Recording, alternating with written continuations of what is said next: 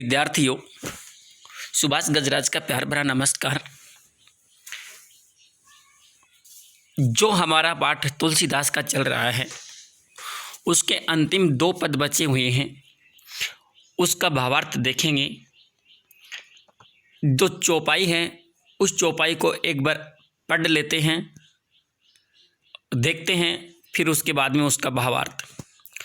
तुम्हें तो काल हाक जनु लावा, बार बार मोहि लागी बोलावा। सुनत लखन के वचन कठोरा, परसु सुदारी धरेऊं कर घोरा। अब जनी दे दोसु मोहि लोगू, कटुबादी बालकु बद जोगू। बाल विलोकी बहुत मैं भांचा, अब यहू मरनिहार भा साँचा। कौशिक कहाँ क्षमिए अपराधु, बाल दोष गुण गनहि न साधु। खर कुठार में अकुरन कोही, आगे अपराधी गुरुद्रोही। उत्तर देत छोड़ू बिन मारे, केवल कौशिक सील तुम्हारे। न तय यही काटी कुठार कठोरे, गुरही उरिन होते श्रम थोरे। दोहा देखेंगे। गादी सून कह हृदय हसी, मुनि ही हरि हरि सूज। अय मय खाड़ न उख मय, अजहु न बूझ अबूझ। तो प्यारे विद्यार्थियों, जो दोहा है और चौपाई है, उस चौपाई का हम शब्दार्थ सहित भावार्थ देखेंगे। तुम्हें तो काल हाक जनु लावा। कालू का मतलब होता है मृत्यु, हाक जनु यानी हाक कर बुलाना, घेर कर लाना। बार बार मोहि लागी बोलावा, बार बार मोहि का मतलब होता है मेरे लिए ही, बोलावा का मतलब बुला रहे हो। तो बच्चों, यहाँ पर लक्ष्मण परशुराम जी से कह रहे हैं कि हे परशुराम जी, तुम तो मेरे लिए मृत्यु को बार बार बुलाकर ला रहे हो, अर्थात मृत्यु के देवता को मेरे लिए ही पुकार कर बुला रहे हो। सुनत लखन के वचन कठोरा, परसु सुधारी धरेऊं कर घोरा। सुनत सुनते ही लक्ष्मण के वचन कठोरा, कठोरा का मतलब कड़े वचन सुनकर, यानी परशुराम ने जब लक्ष्मण के ये कड़े वचन सुने तो उन्होंने अपना फरसा साध कर सीधा कर लिया। अब जनी दे दोसु मोहि लोगू, कटुबादी बालकू बद जोगू। अब जनी यानी अब कोई भी लोग, दोसु का मतलब मुझे दोष, कटुबादी का मतलब कड़े वचन बोलने के कारण, बद जोगू का मतलब होता है वध के योग्य। तो बच्चों, इसमें कहा गया है कि अब जनी दे दोसु मोहि लोगू, कटुबादी बालकू बद जोगू, यानी अब मुझे कोई भी लोग, सभा में जितने भी उपस्थित हैं, वो मुझे किसी प्रकार का दोष मत देना, क्योंकि कटुबादी बालकू बद जोगू यानी कड़े वचन बोलने के कारण यह बालक लक्ष्मण वध के योग्य है, मारने के योग्य है। बाल विलोकी बहुत मैं बाँचा, अब यहू मरनिहार भा साँचा। बाल विलोकी यानी बच्चा समझकर, विलोकी का मतलब होता है समझकर या देखकर। बहुत मैं बाँचा, बाँचा का मतलब होता है बचाया। अब यहू मरनिहार भा साँचा, मरनिहार का मतलब होता है मरने योग्य। परशुराम जी कह रहे हैं सभा में उपस्थित सभी लोगों से कि यह बच्चा है, यह समझकर मैंने इसे बहुत बार बचा लिया है। अब यह कड़े वचन बोलने के कारण मरने के योग्य है और यह बात सत्य है। कौशिक कहा क्षमिए अपराधु, बाल दोष गुण गनहि न साधु। परशुराम जी की यह वचन सुनकर विश्वामित्र जी, कौशिक का मतलब होता है विश्वामित्र, क्षमिए का मतलब क्षमा करो, अपराधु का मतलब अपराध, यानी परशुराम जी के इन वचनों को सुनकर, इन बातों को सुनकर विश्वामित्र जी वहीं पर उपस्थित थे। विश्वामित्र जी बोलने लगे कि हे मुनि, इस बच्चे के अपराध को आप माफ कर दो। बाल दोष गुण गनहि न साधु, यानी बच्चों के जो दोष होते हैं, गुण और अवगुण होते हैं, उनके ऊपर मुनि लोग, ब्राह्मण लोग कभी उनके अपराधों को ध्यान में नहीं लेते हैं, अर्थात उनको ध्यान रहित कर देते हैं, या उनके ऊपर कोई गुण या उनके गुण और अवगुणों को नहीं ध्यान देते हैं। खर कुठार में अकुरन कोही, आगे अपराधी गुरु दोही। खर कुठार यानी क्रोधित होकर खर का मतलब क्रोधित होकर, कुठार का मतलब होता है अपना फरसा, अक्रुण का मतलब अक्रोध, अकरुणा वाला, जिसमें करुणा नहीं हो, दया नहीं हो, दयाहीन। आगे अपराधी गुरुद्रोही, आगे अपराधी मेरे गुरु का द्रोही है, यह परशुराम जी कहते हैं। कि इतने बातों को सुनकर, विश्वामित्र की बातों को सुनकर परशुराम ने अपने फरसे को उठाया और कहने लगे कि हे परशुराम जी, आपको पता है कि मैं करुणाहीन हूँ, मेरे अंदर दया नहीं है, और मेरे सामने जो लक्ष्मण खड़ा है वह मेरे गुरु का अपमान करने वाला है, गुरु का द्रोही है, दुश्मन है। उत्तर दे तो छोड़ू बिन मारे, केवल कौशिकशील तुम्हारे। कि यह बार बार मुझे उत्तर पे उत्तर दे रहा है, इसलिए मैं इसको बिना मारे ही छोड़ूं। तो हे विश्वामित्र जी, आपके व्यवहार को देखकर ही मैं इसको छोड़ रहा हूँ। शील का मतलब होता है व्यवहार। न तो यही काटी कुठार कठोरे, गुरही उरिन होते श्रम थोरे। न तो काटी यानी काट देना, कुठार का मतलब उसका फरसा, कठोरे का मतलब कठोर।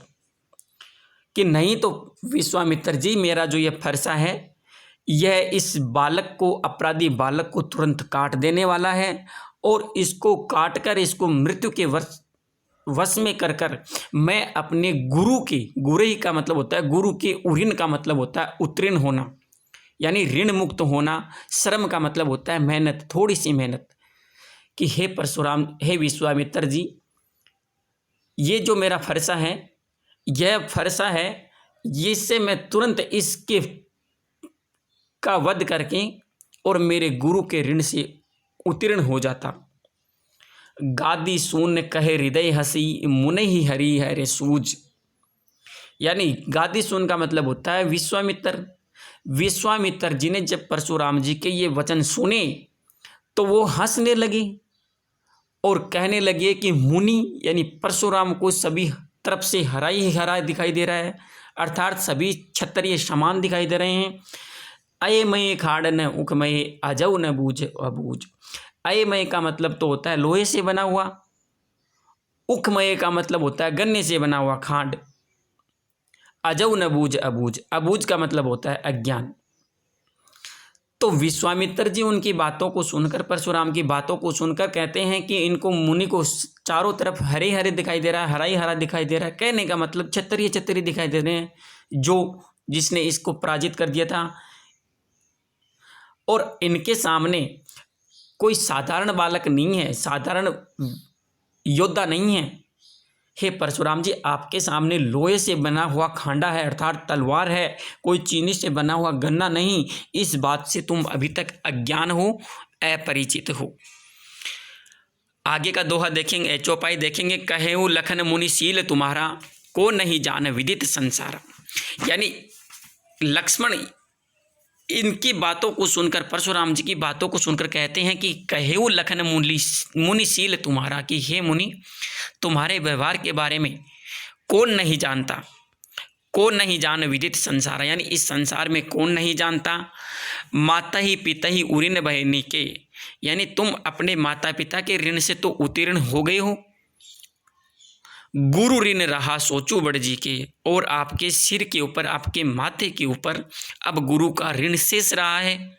सो जनु हमरे माथे काटा, और वह ऋण तुम हम मेरे ऊपर काटना चाहते हो। लक्ष्मण कह रहे हैं कि वह जो ऋण है वह आप मेरे से चूकना चाहते हो।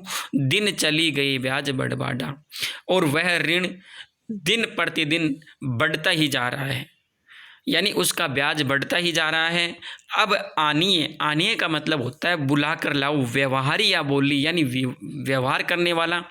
तुरंत देऊँ मैं थैली खोली, कि हे परशुराम जी, अब आप व्यवहार करने वाले को तुरंत बुला लीजिए और मैं अपनी थैली खोलकर तुरंत आपका ऋण चुका दूंगा। सुनी कटु वचन कुठार सुधारा, हाय हाय सब सभा पुकारा।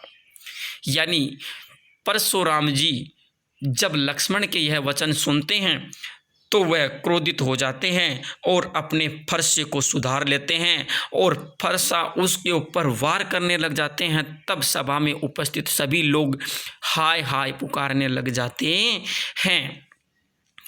भानुवंश भृगुवर परसु देखा बहु मोही, विपर विचार बचो नरपद्रोही। भृगुवर यानी परशुराम जी कहने लगे अपने फरसे को देखकर कि आपने अभी तक मेरे क्रोध को नहीं देखा है और अब बचना चाहते हो तो हे राजपुत्र बच के दिखाओ। मिले न कबहु सुबट रनगाडे, दिव्ज देवता धरी के बाडे। की हे ब्राह्मण देव, दिव्ज देवता का मतलब होता है ब्राह्मण, बाडे का मतलब होता है यहाँ पर प्रफुल्लित होना यानी फूलना। कि हे परशुराम जी, आप कभी रणभूमि के अंदर वीर योद्धा से आपका पाला नहीं पड़ा, इसीलिए आप फूले फूले हुए फिर रहे हो। अनुचित कही सब लोग पुकारे, यानी यह बात सुनकर सभा में उपस्थित सभी लोग कहते हैं कि यह अनुचित है, अनुचित है। सब लोग पुकारने लग जाते हैं। रघुपति शयन लखन नेवारे, नेवारे का मतलब होता है मना करना।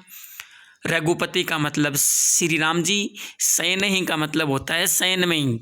यानी यह बात सुनकर रघुपति यानी श्री राम ने लक्ष्मण को इशारों से ही मना कर दिया। लखन उत्तर आहुति सरिस, भृगुवर कोपु कृषाणु, कृषाणु का मतलब होता है आग। भृगुवर कोपु का मतलब होता है जो परशुराम है उनका गुस्सा, कोपु का मतलब गुस्सा। यानी भृगुराम यानी परशुराम जी का जो क्रोध था वो आग के समान था और लक्ष्मण जो उत्तर दे रहा था उसके ऊपर घी का काम कर रहा था, मतलब कि भड़काने वाला काम कर रहा था। बटत देखी जल सम वचन बोले रघुकुल भानु, यानी जैसे ही अग्नि को बढ़ते हुए यानी क्रोध की अग्नि को बढ़ते हुए देखा तो श्री राम ने जल के समान शीतल वचन बोलना शुरू कर दिया। तो बच्चों यह था इसका भावार्थ। और इसके अंदर जो अलंकार आए हैं वह अनुप्रास अलंकार है। बाल विलोकी बहुत में बाचा, कौशिक कहा कटी कुठार कठोरे, हृदय हसी मुनि हरि हरे सूज, इसमें तो अनुप्रास अलंकार है। और तुम्हें तो कालू हाक जनुलावा, इसमें अनुप्रास अलंकार है। अयमय खांड न उकमय, इसमें रूप का अतिशयोक्ति अलंकार है। बार बार में पुनरुक्ति प्रकाश अलंकार है। छठे पद में जो अलंकार है वह लखन उत्तर आहुति सरिस, इसमें उपमा अलंकार है। सरिस वाचक शब्द आने के कारण उपमा अलंकार है। को नहीं जान विदित संसारा में, तथा माता पिता ही उरिन भय निके में वक्रोक्ति अलंकार है। अनुप्रास भी अलंकार के उदाहरण भी आए हैं। ब्याज बड़बाडा, विपर विचार बचो, यानी वह भय की आवृत्ति हो रही है। कोपु कृषाणु में अनुप्रास अलंकार है। भृगुवर कोपु कृषाणु तथा जल समवचन में रूपक अलंकार है, यानी समानता बताई गई है। और प्रस्तुत पद्यांश में अवधि भाषा है और इसकी रचना प्रबंध शैली में लिखी गई है। तो बच्चों यह था अपना राम लक्ष्मण परशुराम संवाद का भावार्थ। अगर आपको अच्छा लगा हो तो मेरे चैनल को लाइक और सब्सक्राइब करना न भूलें। आपका अपना सुभाष गजराज।